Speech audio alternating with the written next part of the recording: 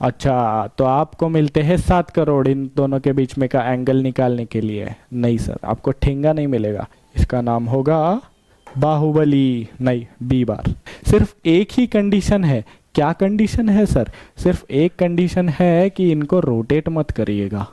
इनको अगर ऐसे रोटेट कर दिया तो आपसे पाप हो जाएगा। अब के बाद जब भी आप इस टॉपिक को पढ़ोगे, एंगल बिटवीन टू वेक्टर्स, तो आपको एक रूल हमेशा याद आना चाहिए, एक गाना हमेशा याद आना चाहिए। हेलो गाइस, कैसे हो आप सब लोग? आई होप आप सब लोग बहुत बढ़िया होंगे। Welcome to Be Better Academy. आज हम लोग वेक्टर्स का लेक्चर नंबर 2 करने वाले हैं। कल वेक्टर्स के लेक्चर नंबर 1 में हम लोगों ने टाइप्स ऑफ वेक्टर्स के बारे में पढ़ा था, रिप्रेजेंटेशन ऑफ द वेक्टर के बारे में पढ़ा था, और वेक्टर्स के बारे में कुछ बेसिक जानकारी हम लोगों ने देखी थी, है ना।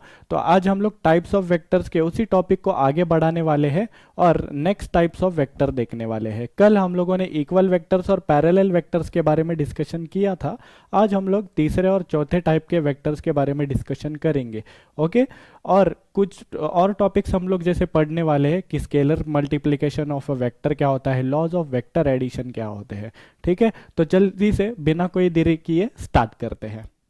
तो अगर आप इस चैनल पर पहली बार आए हो तो जल्दी से इस चैनल को सब्सक्राइब कर दीजिए, इस चैनल का नोटिफिकेशन बेल दबा दीजिए ताकि आने वाली वीडियोस की नोटिफिकेशन आपसे छूटे ना। और आपके जो भी दोस्त हैं उनको भी आप इस चैनल के बारे में बता दीजिए, उनको भी आप ये वीडियो शेयर कर दीजिए ताकि उनका भी जेई मेन एंड एडवांस का प्रिपरेशन बहुत अच्छे से चले। ओके, तो चलिए स्टार्ट करते हैं। कल हम लोगों ने equal vectors and parallel vectors के बारे में डिस्कशन किया था। आज हम लोग उसी टॉपिक को आगे बढ़ाने वाले, टाइप्स ऑफ वेक्टर्स के टॉपिक को, और तीसरा और चौथा टाइप के वेक्टर्स के बारे में डिस्कशन करने वाले हैं। तो तीसरे टाइप के वेक्टर्स के ऊपर जाने से पहले मैं आपको बताना चाहता हूँ एक इंटरेस्टिंग सा पॉइंट। क्या बताना चाहता हूँ? एक इंटरेस्टिंग सा पॉइंट। जैसे अगर आपको याद हो, कल जो मैंने आपको बताया था कि इक्वल वेक्टर्स क्या होते हैं सर? इक्वल वेक्टर्स वो टाइप के वेक्टर्स होते हैं जिनका सेम मैग्नीट्यूड होता है। जिनका क्या होता है सर? सेम मैग्नीट्यूड होता है, सेम डायरेक्शन होता है ना। सेम डायरेक्शन होता है, और उनका वो सेम फिजिकल क्वांटिटीज होती है ना। जो भी वेक्टर्स इक्वल होते हैं उनका मैग्नीट्यूड सेम होगा, उनका डायरेक्शन सेम होगा, और वो सेम फिजिकल क्वांटिटीज होंगे। यही मैंने आपको बताया था। यस। ओके। और पैरेलल वेक्टर्स के बारे में मैंने आपको क्या बताया था? पैरेलल वेक्टर्स के बारे में मैंने आपको बताया था कि जो भी वेक्टर्स पैरेलल होते हैं उनका डायरेक्शन सेम होता है। उनका डायरेक्शन सेम होता है। बाकी चीज़ों से अपने को कोई मतलब है क्या? नहीं, सिर्फ उनका डायरेक्शन सेम हो यही अपने लिए काफ़ी है। तो हम लोग उन वेक्टर्स को पैरेलल बोल देंगे, है ना। सेम मैग्नीट्यूड होना चाहिए क्या? नहीं, उसकी कोई ज़रूरत नहीं है। सेम फिजिकल क्वांटिटीज होना चाहिए क्या? नहीं, उसकी भी कोई ज़रूरत नहीं है किन्हीं दो वेक्टर्स को पैरेलल होने के लिए। क्या आपको बात समझ में आ गई है ना। ये हम लोगों ने कल देख लिया था। अभी मैं इन दोनों के बारे में आपको एक इंटरेस्टिंग सा फैक्ट बताता हूँ। क्या सर? ज़रा इस पे ध्यान दीजिए, एग्जाम्पल की मदद से आप समझते हैं। ठीक है, एक एग्जाम्पल की मदद से मैं आपको समझाता हूँ। जैसे यहाँ पे ध्यान दीजिए,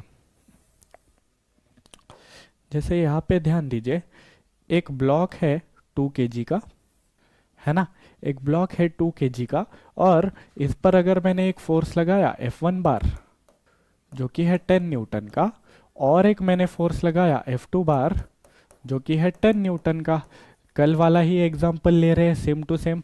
इसका यहाँ पे ध्यान दीजिए, इसका स्पीड हम लोग दे देते हैं कितना, चलो 15 मीटर पर सेकेंड दे देते हैं। समझो ये ब्लॉक 15 मीटर पर सेकेंड से आगे जा रहा है। अच्छा, ऐसा है क्या सर? तो इसका मोमेंटम क्या होगा गाइस? मोमेंटम होता है मास इनटू वेलोसिटी, है ना। मास इनटू वेलोसिटी अगर हम लोग करेंगे तो इसका मास है 2 kg, और इसका वेलोसिटी कितना है? इसका वेलोसिटी है 15 मीटर पर सेकेंड, है ना। दोनों को अगर हम लोग मल्टीप्लाई करते हैं तो ये निकल के आता है 30 kg मीटर पर सेकेंड, है ना। क्या आपको बात समझ में आ गई? और इसका डायरेक्शन क्या होगा? इस मोमेंटम का डायरेक्शन क्या होगा? वेलोसिटी का डायरेक्शन कहाँ था सर? वेलोसिटी का डायरेक्शन था आगे की तरफ, तो मोमेंटम का भी डायरेक्शन कहाँ होगा? आगे की तरफ, यानी ईस्ट डायरेक्शन होगा, है ना। ये हम लोगों ने देखा था, कल कल ही देखा था ये वाला एग्जाम्पल, लेकिन यहाँ पे मोमेंटम का वैल्यू थोड़ा सा मैंने चेंज किया है।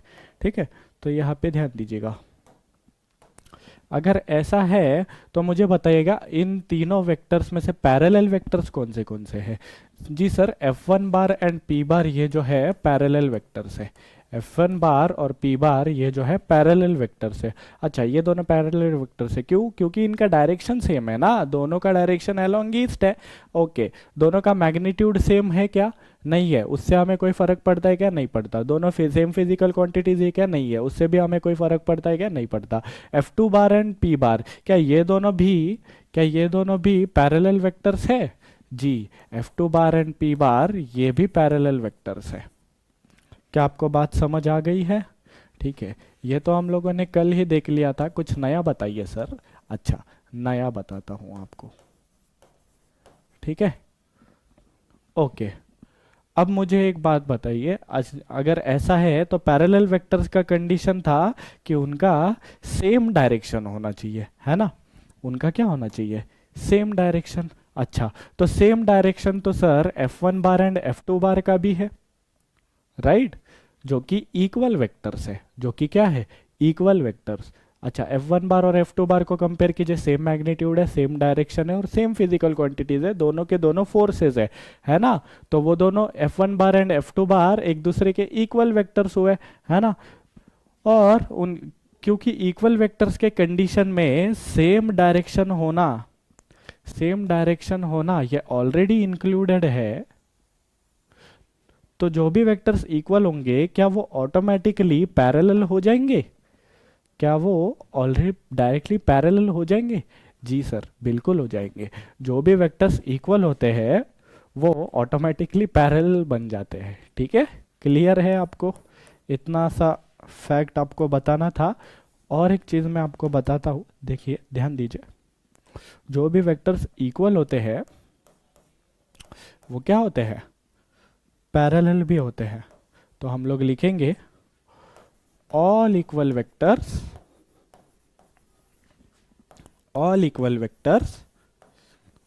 are parallel vectors.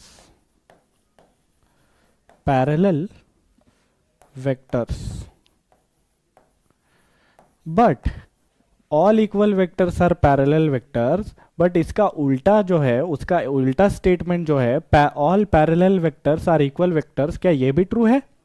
क्या जैसे सारे इक्वल वेक्टर्स पैरेलल होते हैं, वैसे ही क्या सारे पैरेलल वेक्टर्स इक्वल होते हैं? क्या सारे पैरेलल वेक्टर्स इक्वल होते हैं? अच्छा, इस एग्जांपल से समझ लेते हैं। जैसे F1 bar and P bar ये दोनों पैरेलल वेक्टर्स है ना? ये दोनों पैरेलल वेक्टर्स है। ठीक है, F1 bar and P bar parallel vectors है सर, क्योंकि दोनों का डायरेक्शन सेम है। क्या वो दोनों इक्वल भी है? इक्वल होने के लिए उनको और दो कंडीशन सेटिस्फाई करने पड़ेंगे। कौन से? उनका सेम मैग्नीट्यूड होना चाहिए, सेम फिजिकल क्वांटिटी होनी चाहिए। क्या उनका सेम मैग्नीट्यूड है? नहीं है। क्या उनका सेम फिजिकल क्वांटिटी है? नहीं है ना? इसलिए ये दोनों क्या हो गए? इक्वल वेक्टर नहीं हुआ। ये दोनों पैरेलल तो है लेकिन इक्वल वेक्टर से क्या नहीं है। वैसे ही F2 बार एंड P बार को देख लेते हैं। F2 बार को भी देख लीजिए, सेम मैग्नीट्यूड है? नहीं है। सेम फिजिकल क्वांटिटी है? नहीं है। सिर्फ डायरेक्शन सेम है, इसलिए वो पैरेलल तो है लेकिन इक्वल तो नहीं है ना? तो जो भी वेक्टर्स पैरेलल होते हैं वो इक्वल हो ऐसा ज़रूरी नहीं है, लेकिन जो वेक्टर्स इक्वल होते हैं वो हमेशा पैरेलल होते हैं, क्योंकि पैरेलल होने की क्या कंडीशन है? सेम डायरेक्शन होना। और वो कंडीशन तो ऑलरेडी इक्वल वेक्टर्स सेटिस्फाई करके ही आते हैं, है ना? देखो यहाँ पे ऑलरेडी इक्वल वेक्टर सेटिस्फाई करके आते हैं, है ना? तो all equal vectors are parallel vectors, but all parallel vectors are not equal vectors. All parallel vectors are not equal vectors. ठीक है, क्या आपको बात क्लियर है इतनी? ठीक है, इतना सा फैक्ट आपको समझ में आ गया। All equal vectors are parallel vectors, but all parallel vectors are not equal vectors. ठीक है, तो थर्ड टाइप के वेक्टर्स के बारे में देखते हैं। थर्ड टाइप का कौन सा वेक्टर है सर? एंटी पैरेलल वेक्टर्स, है ना? तो एंटी पैरेलल वेक्टर्स के बारे में डिस्कशन करते हैं। एंटी पैरेलल वेक्टर्स कौन होते हैं? वो देख लेते हैं। तो यहाँ पे ध्यान दीजिएगा, एंटी पैरेलल मतलब क्या, जिन वेक्टर्स का डायरेक्शन अपोजिट होता है, जिन वेक्टर्स का डायरेक्शन अपोजिट होता है उनको हम लोग बोलते हैं एंटी पैरेलल वेक्टर्स। जिन वेक्टर्स का डायरेक्शन अपोजिट होगा उनको हम लोग क्या बोलेंगे, एंटी पैरेलल बोलेंगे। अच्छा ऐसा है क्या, तो यहाँ पे ध्यान दीजिएगा, एक एग्जाम्पल से इसको समझते हैं। जैसे पिछला जो डायग्राम था इसी में और एक मैं फोर्स बना देता हूँ, और एक क्या करता हूँ, फोर्स नहीं बनाऊंगा, इसमें क्या करता हूँ, हाँ ठीक है फोर्स बना देता हूँ। तो यहाँ पे ध्यान दीजिएगा, एक यहाँ पे फोर्स बना देते हैं F3 बार, ठीक है, इसका भी मैं 10 न्यूटन लिख देता हूँ। तो यहाँ पे ध्यान दीजिएगा, P बार और F3 बार को कंपेयर कीजिए, P बार और F3 बार को कंपेयर कीजिए, इनका जो डायरेक्शन है वो अपोजिट है, इसका ईस्ट है और इसका वेस्ट है। तो इनका डायरेक्शन अपोजिट है ना, तो क्या ये एंटी पैरेलल वेक्टर्स हुए, जी सर बिल्कुल, ये दोनों क्या हो गए, एंटी पैरेलल वेक्टर्स हो गए। ठीक है, बात आपको क्लियर है, ठीक है। तो एंटी पैरेलल वेक्टर्स की क्या कंडीशन है सर, कि उनका डायरेक्शन अपोजिट होना चाहिए। बाकी मैग्नीट्यूड से अपने को कोई फर्क नहीं पड़ता है, फिजिकल क्वांटिटीज से भी अपने को कोई फर्क नहीं पड़ता है। वो सेम मैग्नीट्यूड हो ये भी ज़रूरी नहीं है, उनका मैग्नीट्यूड सेम हो ये भी ज़रूरी नहीं है, वो सेम फिजिकल क्वांटिटीज हो ये भी अपने को कोई ज़रूरी नहीं है।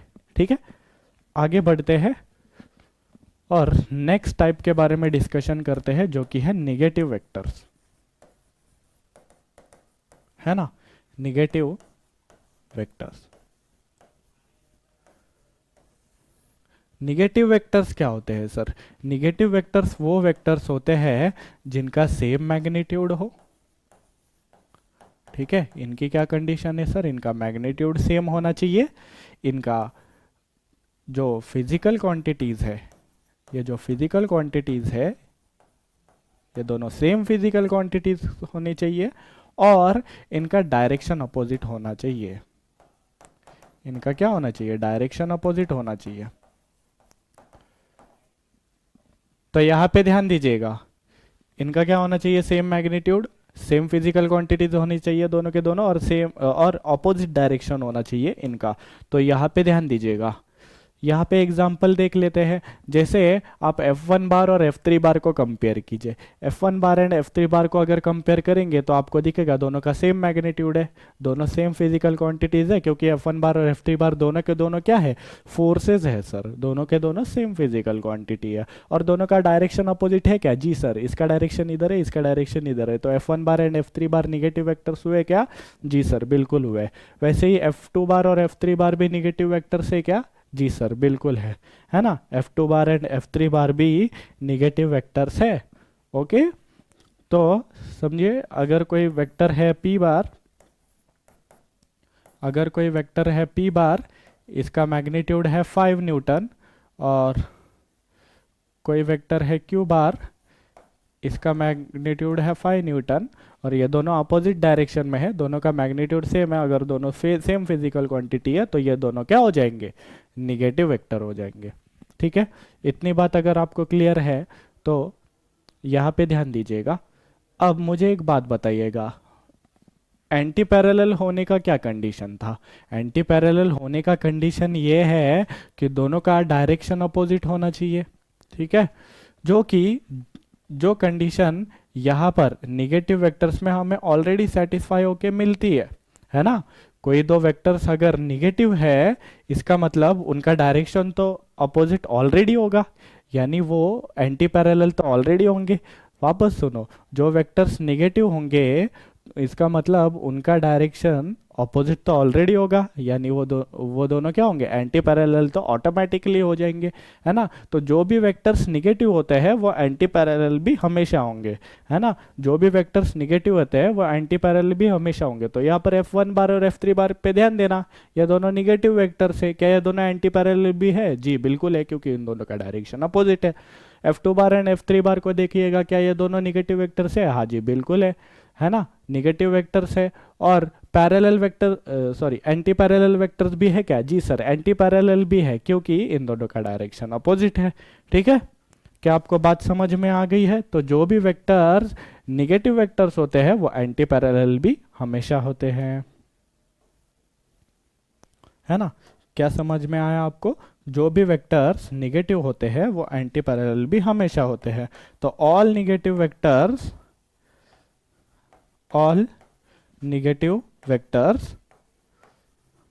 Are anti parallel vectors. क्या आपको इतना बात समझ में आ गया है? जी सर, बिल्कुल आ गया है। बट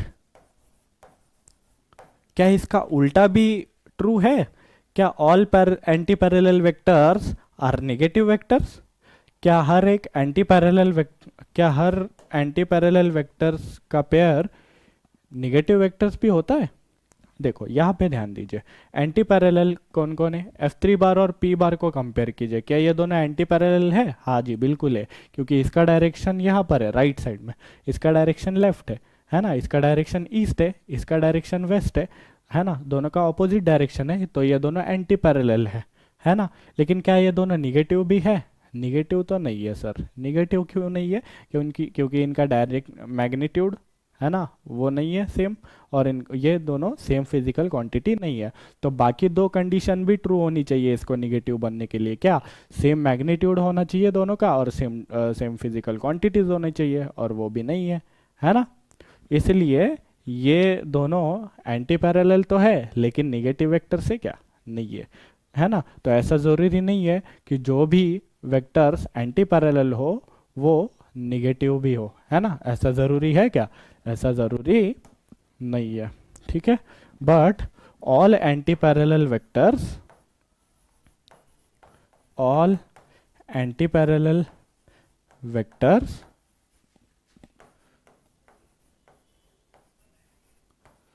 आर नॉट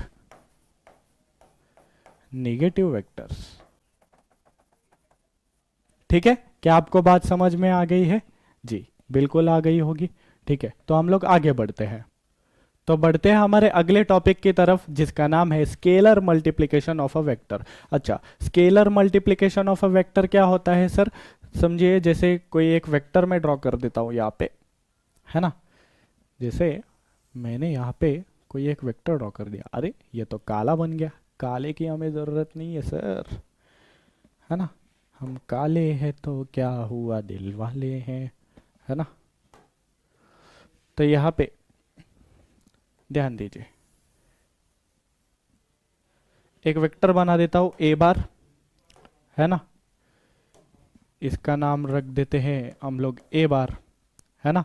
और इसका समझो ये 5 यूनिट्स का मैग्नीट्यूड है। इसका मैग्नीट्यूड क्या है सर? 5 यूनिट्स के बराबर है। ठीक है? क्या आपको बात समझ में आ गई है? ठीक है, तो यहाँ पे ध्यान दीजिएगा, इस ए बार वेक्टर को अगर हम लोग किसी स्केलर से मल्टीप्लाई करेंगे, स्केलर मतलब क्या? कोई कांस्टेंट नंबर से अगर हम लोग मल्टीप्लाई करेंगे, ये कौन सा वेक्टर है? ए बार वेक्टर है ना? ये ए बार वेक्टर बना है, इसका मैग्नीट्यूड कितना है? 5। इसको अगर हम लोग किसी कांस्टेंट नंबर से समझो 2 से अगर मल्टीप्लाई करेंगे, तो इस ए बार का जो लेंथ था इसका डबल लेंथ का बन जाएगा ये 2a बार वेक्टर। क्यों सर? क्योंकि इसका जो मैग्नीट्यूड होता है वो होता है लेंथ ऑफ एरो, है ना? तो 2 से अगर हम लोग मल्टीप्लाई करेंगे तो इसका जो मैग्नीट्यूड होगा वो 2 से मल्टीप्लाई हो जाएगा, इसका जो मैग्नीट्यूड होगा वो 2 से मल्टीप्लाई हो जाएगा। ठीक है? तो किसी वेक्टर ए बार को अगर 2 से मल्टीप्लाई करेंगे तो उसका मैग्नीट्यूड 2 से मल्टीप्लाई हो जाएगा, यानी डबल हो जाएगा। तो ये जो वेक्टर है 2a बार, ये कुछ इस तरीके से दिखेगा। ठीक है? और क्या चेंजेस होंगे सर? और कुछ चेंज नहीं होगा, इसका जो भी डायरेक्शन था वो डायरेक्शन अभी भी रहेगा। ये यहाँ पर पॉइंट कर रहा था तो ये 2a बार वेक्टर भी यहीं पर पॉइंट करे, ये यहाँ पर पॉइंट कर रहा था तो ये 2a बार वेक्टर भी यहीं पर पॉइंट करेगा। क्या आपको बात समझ में आ गई है? जी ठीक है, आगे बढ़ते हैं। और मैं किसी नेगेटिव नंबर से मल्टीप्लाई कर दूं तो, जैसे मैंने अगर समझो -3 से मल्टीप्लाई कर दिया इस ए वेक्टर को, तो क्या होगा सर? तो क्या होगा, -3 से अगर आपने मल्टीप्लाई किया है या इस ए बार को, तो ये -3a बार वेक्टर कहलाएगा, है ना? और इसका जो लेंथ था, है ना, इसका ट्रिपल हो जाएगा, उस एरो का लेंथ, यानी इसका लेंथ 5 था ना, तो उसका कितना होगा 15 होगा, इसका कितना हो गया होगा 10 हो गया होगा, 2 इंटू 5 10 हो गया होगा लेंथ ऑफ एरो, और इसका कितना होगा 3 इंटू 5 15 हो जाएगा। इसका लेंथ ऑफ एरो कितना हो जाएगा तो सर 3 इंटू 5 15 हो जाएगा, तो समझो ये 15 है ना। और क्या होगा सर, और क्योंकि आपने निगेटिव नंबर से मल्टीप्लाई किया है तो इसका जो भी डायरेक्शन था वो ऑपोजिट हो जाएगा, इसका डायरेक्शन पलट जाने वाला है सर, इसका जो भी डायरेक्शन था वो ऑपोजिट हो जाएगा। यानी ये ए बार यहाँ पर पॉइंट कर रहा था, तो अभी -3 ए बार कहाँ पर पॉइंट करेगा, इधर, क्योंकि आपने निगेटिव नंबर से मल्टीप्लाई कर दिया, तो अभी -3 ए बार यहाँ पर पॉइंट करेगा सर। तो scalar multiplication of a vector क्या होता है, क्या आपको समझ में आ गया। अगर आप पॉजिटिव नंबर से मल्टीप्लाई करोगे तो मैग्नीट्यूड में चेंज आएगा, जिस भी नंबर से आपने मल्टीप्लाई किया है उस हिसाब से, और अगर आप निगेटिव नंबर से मल्टीप्लाई करोगे तो भी मैग्नीट्यूड में चेंज आने वाला है, लेकिन आपका डायरेक्शन क्या हो जाएगा, पलट जाएगा, अपोजिट हो जाएगा। क्या आपको बात समझ में आ गई है? जी बिल्कुल आ गई होगी। तो आगे बढ़ते हैं और हमारा नेक्स्ट टॉपिक का डिस्कशन करते हैं, जो कि है parallel shifting of a vector. अच्छा, parallel shifting of a vector क्या होता है सर, है ना, parallel shifting of a vector क्या होता है सर। तो यहाँ पे ध्यान दीजिए, वापस से हम लोग दो वेक्टर्स बना देते हैं, एक ये ए बार बना देता हूं, है ना, एक ये ए बार वेक्टर बना देता हूं और एक बी बार वेक्टर बना देते हैं। और क्या बना देते हैं सर, बी बार वेक्टर बना देते हैं। तो यहाँ पे ध्यान दीजिए, एक वेक्टर मैं यहाँ पर बना दूंगा बी बार,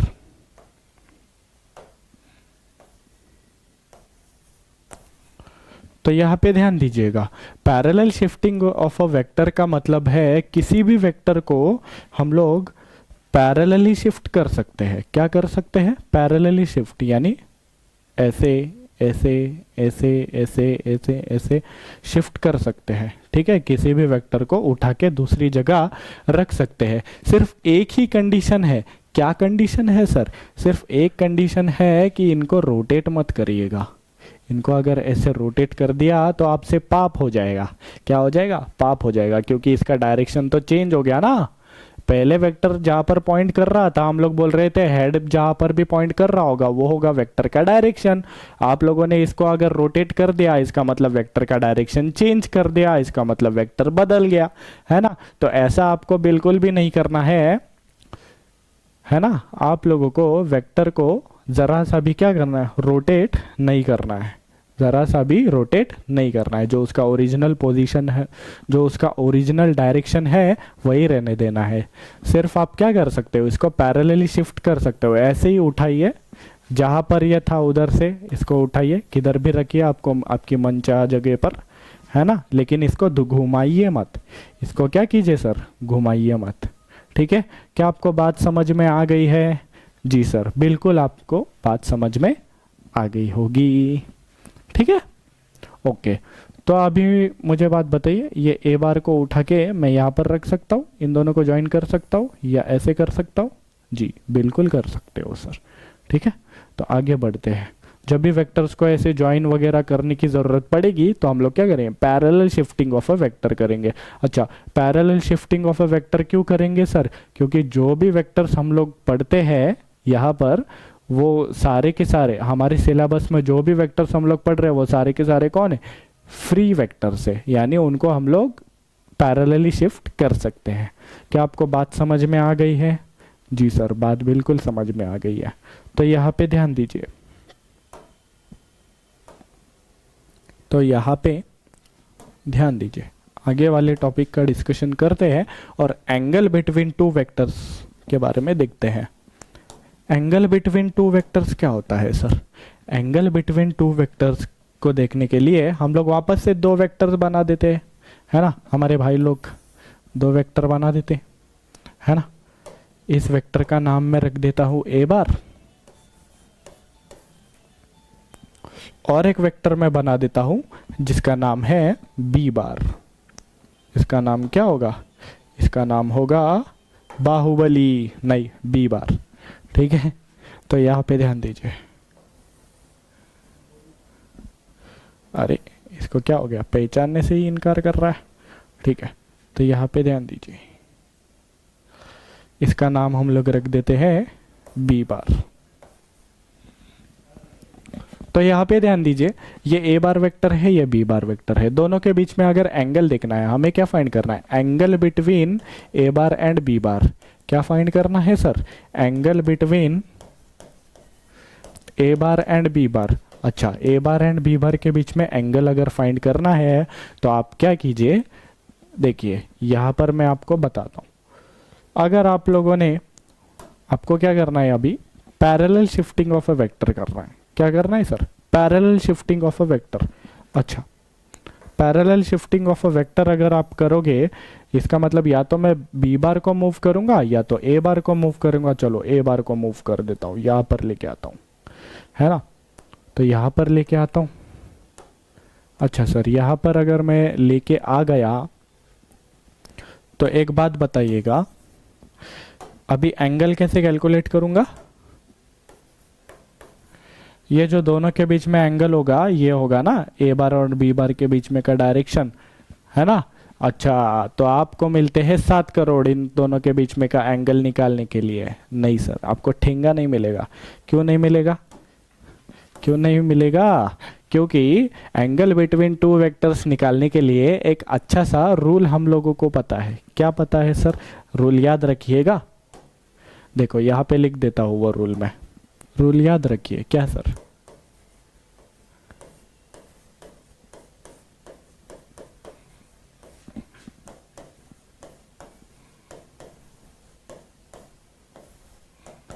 ताल से ताल मिलाओ। अच्छा, ये कौन सा रूल है सर? अब के बाद जब भी आप इस टॉपिक को पढ़ोगे, एंगल बिटवीन टू वेक्टर्स, तो आपको एक रूल हमेशा याद आना चाहिए, एक गाना हमेशा याद आना चाहिए। क्या? ताल से ताल मिला, है ना? ये वाला गाना याद आना चाहिए। क्यों सर, क्यों याद आना चाहिए? तो यहाँ पे देखिए, मैंने आपको बताया था लेक्चर नंबर 1 में क्या, कि किसी भी वेक्टर को हम लोग एरो की मदद से रिप्रेजेंट करते हैं, और उस एरो का जो पीछे वाला एंड होता है उसको हम लोग क्या बोलते हैं? टेल बोलते हैं, और उसका जो आगे वाला एंड होता है उसको हम लोग क्या बोलते हैं? हेड बोलते हैं। उसको हम लोग क्या बोलते हैं? हेड बोलते हैं उस वेक्टर का। ठीक है, ओके। तो ये जो टेल है, ताल, यहाँ ताल का मतलब है टेल। टेल से टेल मिलाना है अपने को। क्या करना है? टेल से टेल मिलाना है angle between two vectors find करने के लिए। अच्छा, तो ये जो ए बार वेक्टर था, इसको मैं पैरेलली शिफ्ट करूंगा और इनके ताल से ताल मिला दूंगा, टेल से टेल मिला दूंगा। तो यहाँ पे क्या हो जाएगा? तो इनके बीच में का हमें क्या मिलेगा? एंगल मिलेगा। अभी ये रॉन्ग नहीं है, तो ये कांटा यहाँ से हटा देता हूँ, है ना? अब ये कांटा यहाँ से हटा देते हैं। ठीक है, तो इनके बीच में का एंगल अपने को मिल जाएगा। अभी इनका ताल से ताल मिलाने के बाद ये जो बीच में का ये जो एंगल होगा, ये होगा angle between A bar and B bar. तो angle between A bar and B bar क्या है? थीटा है। यहाँ पे क्या है सर? थीटा। क्या आपको बात समझ में आ गई है? एंगल बिटवीन टू वेक्टर्स अगर आपको कैलकुलेट करना है तो पैरेलल शिफ्टिंग कीजिए, किसी भी वेक्टर को पैरेलली आप शिफ्ट कर सकते हो और उनका ताल से ताल मिला सकते हो। क्या कर सकते हो? ताल से ताल मिला सकते हो, यानी टेल से टेल मिला सकते हो। क्या आपको बात क्लियर है? जी सर, बात क्लियर है। तो आगे बढ़ते हैं, है ना? कुछ एग्जाम्पल्स मैं आपको इसके बारे में सॉल्व करा देता हूँ। तो चलिए आगे बढ़ते हैं और कुछ क्वेश्चन सॉल्व करते हैं एंगल बिटवीन टू वेक्टर्स पर। अच्छा, तो एंगल बिटवीन टू वेक्टर्स के बारे में हम लोग कुछ क्वेश्चन सॉल्व करने वाले हैं। तो फर्स्ट क्वेश्चन ये है, एक वेक्टर है हमारे पास ए बार और हमारे पास दूसरा वेक्टर है बी बार। इन दोनों के बीच में आपको एंगल निकालना है, एंगल फाइंड आउट करना है। अच्छा, ये जो गिवन डेटा क्या है आपके पास, कि ये जो वेक्टर है ए बार, ये इस हॉरिजॉन्टल लाइन से 30 डिग्री का एंगल बना रहा है। ये जो वेक्टर ए बार है, ये इस हॉरिजॉन्टल लाइन से 30 डिग्री का एंगल बना रहा है। ठीक है, आगे बढ़ते हैं, नेक्स्ट क्वेश्चन के बारे में डिस्कशन करते हैं। नेक्स्ट क्वेश्चन के बारे में डिस्कशन करते हैं। तो यहाँ पे ध्यान दीजिए, और एक वेक्टर है ए बार। ये वर्टिकल लाइन से कुछ 60 डिग्री का एंगल बना रहा है। ये वर्टिकल लाइन से क्या हो रहा है? 60 डिग्री का एंगल बना रहा है, और वेक्टर बी बार यहाँ पर है ना? तो अब इस एग्जांपल में भी आपको angle between A bar and B bar find करना है। ठीक है, तीसरे एग्जांपल की ओर ध्यान देते हैं। तीसरा एग्जांपल में ये एक वेक्टर है ए बार और यहाँ पर हमारे पास एक वेक्टर है बी बार जो यहाँ से 30 डिग्री का एंगल बना रहा है। अब आप लोगों को ए बार एंड बी बार के बीच में का एंगल फाइंड करना है। ठीक है, फोर्थ क्वेश्चन क्या है सर? फोर्थ क्वेश्चन पे ध्यान दीजिए। फोर्थ क्वेश्चन में हम लोग क्या करेंगे, एक वेक्टर है ए बार जो कि वर्टिकल लाइन से 30 डिग्री का एंगल बना रहा है। ठीक है, और एक वेक्टर है बी बार जो कि वर्टिकल लाइन से 60 डिग्री का एंगल बना रहा है। क्या कर रहा है? 60 डिग्री का एंगल बना रहा है। तो यहाँ पर भी angle between A bar and B bar अपने को फाइंड करना है। ठीक है, आगे बढ़ते हैं और नेक्स्ट एग्जाम्पल के बारे में डिस्कशन करते हैं।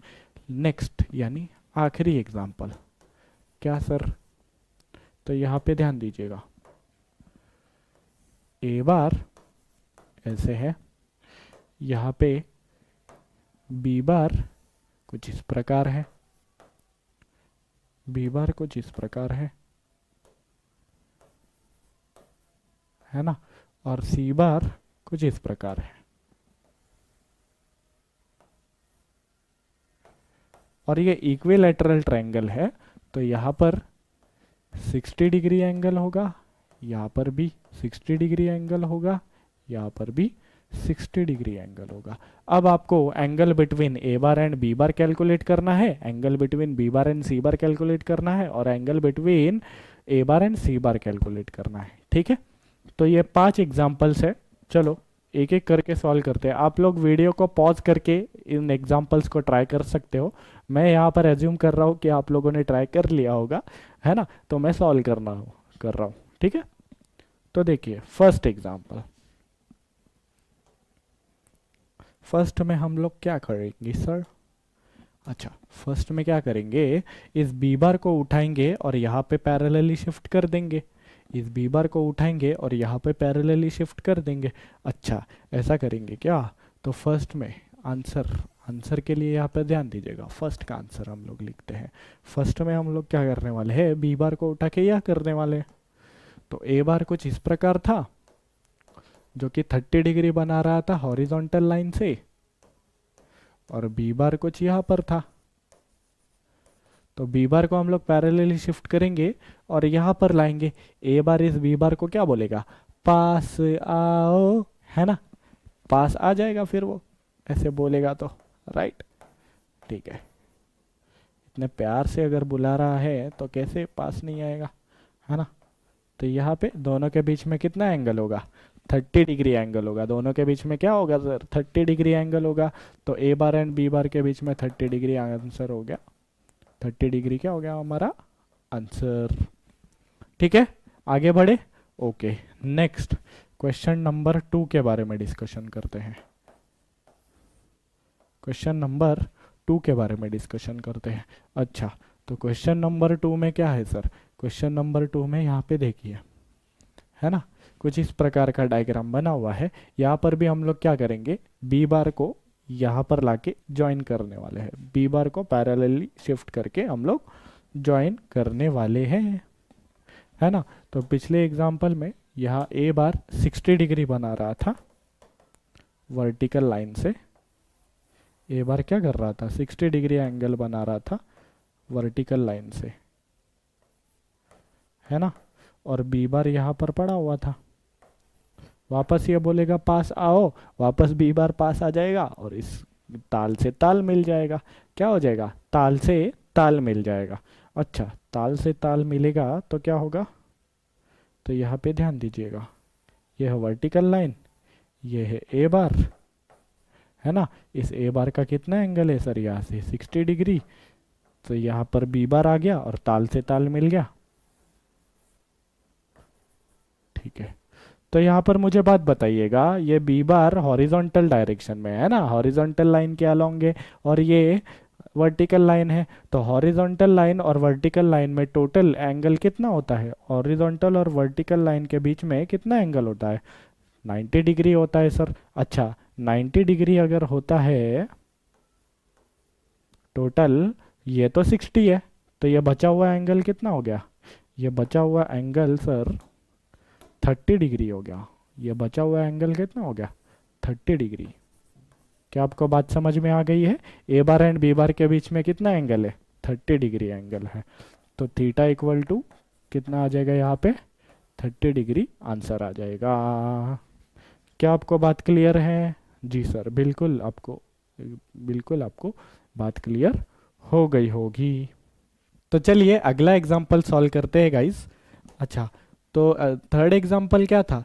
ए बार ऊपर था और बी बार यहाँ पे 30 डिग्री पे था। ओके, तो ऊपर ए बार बना देते हैं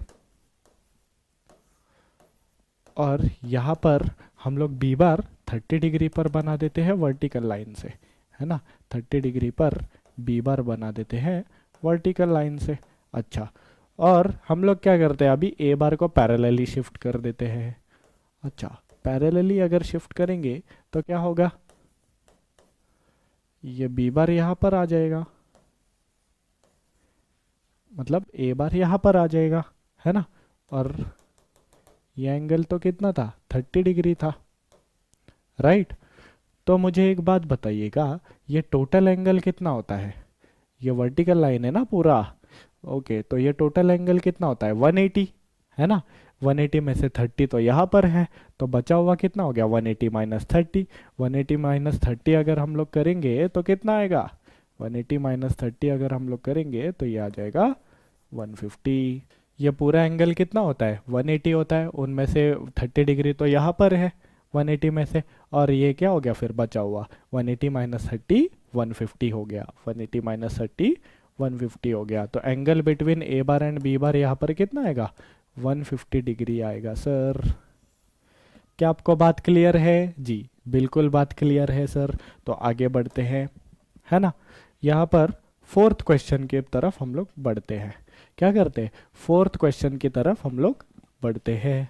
ओके, तो यहाँ पे फोर्थ क्वेश्चन हम लोग सॉल्व करते हैं गाइस। फोर्थ क्वेश्चन में यहाँ पे क्या दिया हुआ है? गिवन डेटा, यहाँ पर ए बार है 30 डिग्री पे, बी बार है 60 डिग्री पे।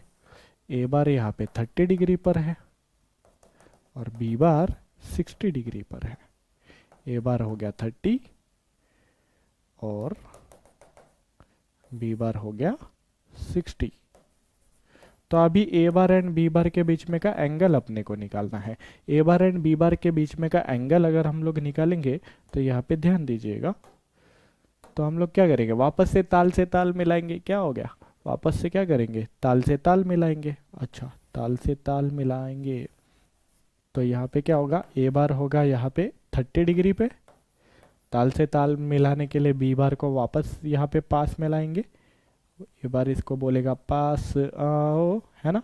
बी बार पास आ जाएगा, तो यहाँ पे 60 डिग्री होगा। अच्छा, तो यहाँ पे अभी ध्यान दीजिएगा, ये है 30 और ये है कितना है? 60, है ना। तो ये ए बार एंड बी बार के बीच में का कितना एंगल होगा sir? A bar and B bar के बीच में का कितना एंगल होगा सर? यहाँ पे ध्यान दीजिएगा। थोड़ा सा अपने को इसके लिए कंस्ट्रक्शन करना होगा, थोड़ा सा इस बी बार को एक्सटेंड कर देते हैं, है ना। बी बार को अगर एक्सटेंड कर दिया तो ये पूरा एंगल कितना है? ये पूरा एंगल 60 है। देखो अपोजिट एंगल, ये पूरा एंगल कितना हो जाएगा? 60 हो जाएगा, है ना। ये पूरा एंगल कितना हो जाएगा सर? 60 डिग्री हो जाएगा, राइट। अच्छा, ये एंगल अगर 60 हो गया, ये एंगल 60 हो गया, ये इसमें से 30 है, तो ये एंगल कितना हो जाएगा? अच्छा, ये पूरा 60 है, ये 30 है, तो ये क्या जाएगा? 60 माइनस 30 30 हो जाएगा। ये कितना हो जाएगा? 30 डिग्री हो जाएगा। ये क्लियर है? ये कितना हो जाएगा सर? 30 डिग्री हो जाएगा। अच्छा, 30 डिग्री अगर हो जाएगा तो मेरे भाई यहाँ पे ध्यान दीजिएगा, ये क्या है? एक वर्टिकल लाइन है, और वर्टिकल लाइन में यहाँ पे ये टोटल एंगल कितना होगा? ये तो 180 होगा सर। ये टोटल एंगल कितना होगा? ये तो 180 होगा सर, है ना। तो ये एंगल कैसे निकालेंगे हम लोग? ये एंगल कैसे निकालेंगे, ये वाला एंगल कैसे निकालेंगे?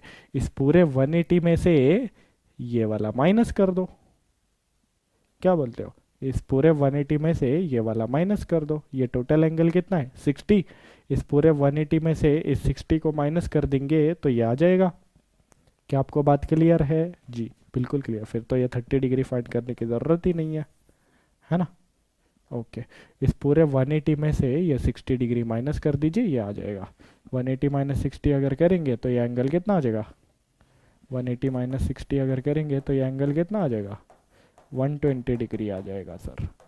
तो ए बार एंड बी बार के बीच में यहाँ पर कितना एंगल है? 120 डिग्री एंगल है सर। ये थोड़ा सा बेटर लेवल का क्वेश्चन था, है ना? राइट, इतना भी खास नहीं था लेकिन ठीक है ना? थोड़ा सा आपका अंडरस्टैंडिंग लेवल यहाँ पे हो गया होगा। क्लियर? तो आगे बढ़ते हैं। ओके, तो नेक्स्ट क्वेश्चन क्या था हमारा? नेक्स्ट क्वेश्चन था कुछ इस प्रकार कि ये ए बार था, ये बी बार था और ये सी बार था। ये हम लोगों ने इक्विलैटरल ट्रायंगल बनाया था गाइस।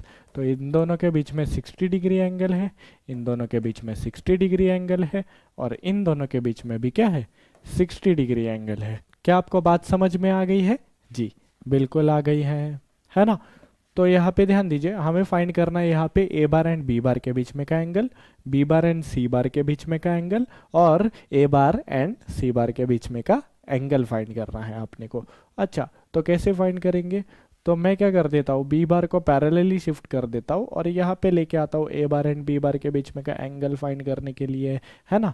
ओके, तो आप क्या करोगे सर, ये ए बार को यहीं पर रहने दोगे, है ना? और बी बार को यहाँ पे पैरेलली शिफ्ट करने वाले हो, राइट? ठीक है। अच्छा, ऐसा अगर है तो मुझे एक बात बताइएगा, बी बार ए बार के साथ कितना एंगल बना रहा था? 60 डिग्री एंगल बना रहा था ना? तो ए बार के साथ अगर बी बार 60 डिग्री एंगल बना रहा था, अगर मैं ए बार को एक्सटेंड कर दूं तो यहाँ पे ध्यान दीजिएगा, बी बार ए बार के साथ कितना एंगल बना रहा था? 60, राइट?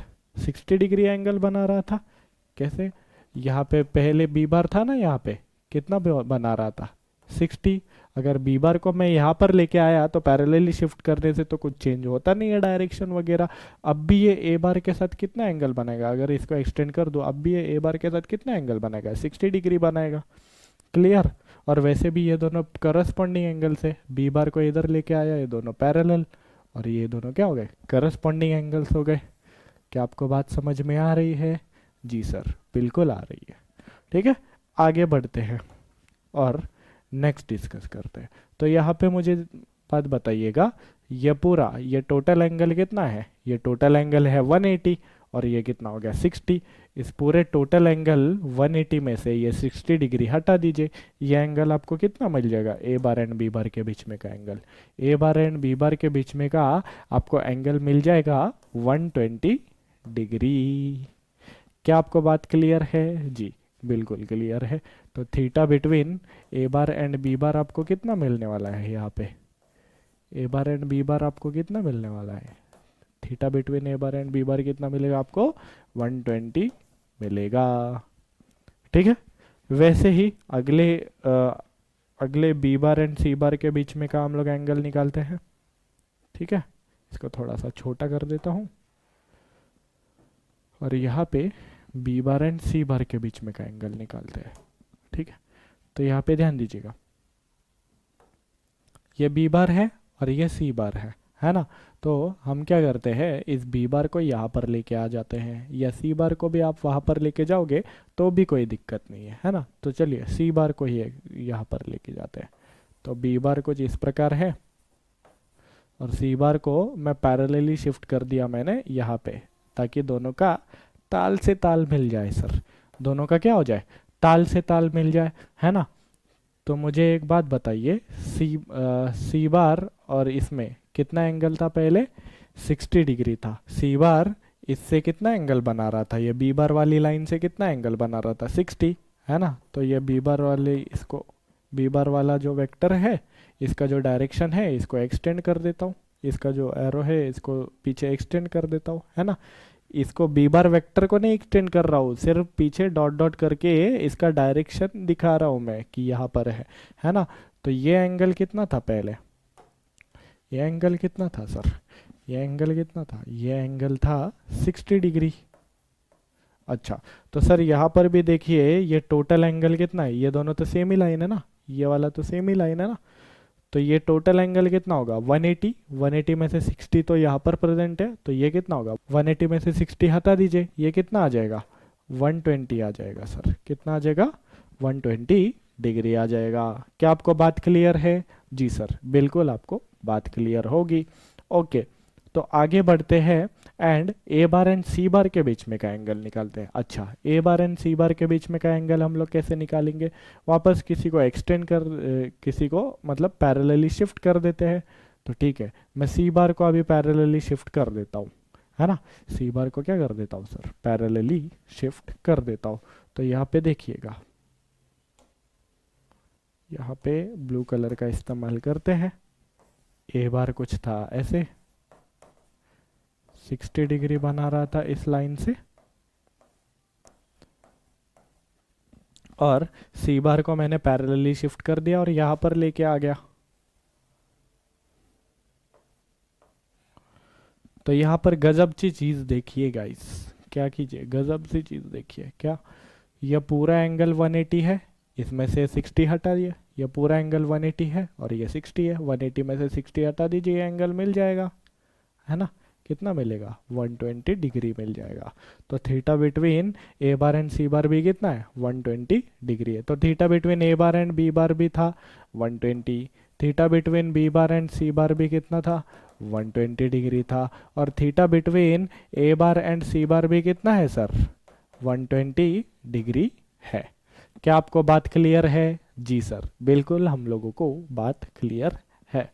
ठीक है ओके गाइज आज तक के लिए इतना ही था। अगर आप लोगों ने अभी चैनल को सब्सक्राइब नहीं किया है तो सब्सक्राइब कर लीजिए, इस वीडियो का लाइक बटन दबा दीजिए। आपको कोई भी डाउट हो तो कमेंट कीजिए और आपके दोस्तों में इस वीडियो को शेयर कीजिए। आगे का पार्ट हम लोग अगले वीडियो में कवर करेंगे। ठीक है तब तक के लिए सीखते रहिए, सिखाते रहिए एंड प्रैक्टिस करते रहिए। बाय।